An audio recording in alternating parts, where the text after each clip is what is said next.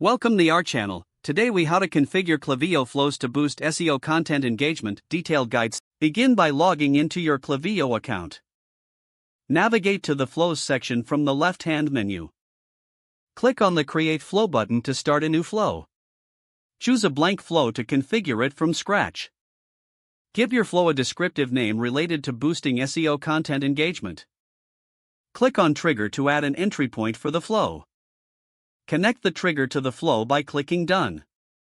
Now, add a message by dragging the email action into the flow. Edit the email to reflect content that is engaging to your audience. Incorporate dynamic elements like the recipient's name to personalize the message. Next, consider adding a delay by dragging the time delay action into the flow. Set the delay timeframe based on your content's relevance schedule. Add another email to re-engage users after the delay. Make this email focused on providing additional value or new insights related to your SEO content. Include links to your blog or articles to drive traffic back to your site.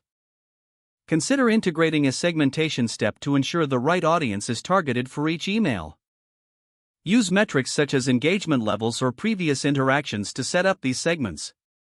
Next, add a filter to your flow to meet specific criteria for engagement. Incorporate a follow-up action based on user interactions with your emails. For instance, if a user clicks a link, you can nurture them further with targeted content. Ensure to set up your flow to track conversions and engagement metrics. Utilize Klaviyo's analytics for insights into how these flows are performing. Make adjustments to your flow as needed based on this data. Once satisfied with your flow, click Review, followed by Publish to start your automation. Monitor the performance regularly to refine your strategy and boost SEO content engagement effectively. If the page does not load, refresh the browser or try again in a private or incognito window. Make sure you are using the correct email address, then retype it carefully to avoid small typos.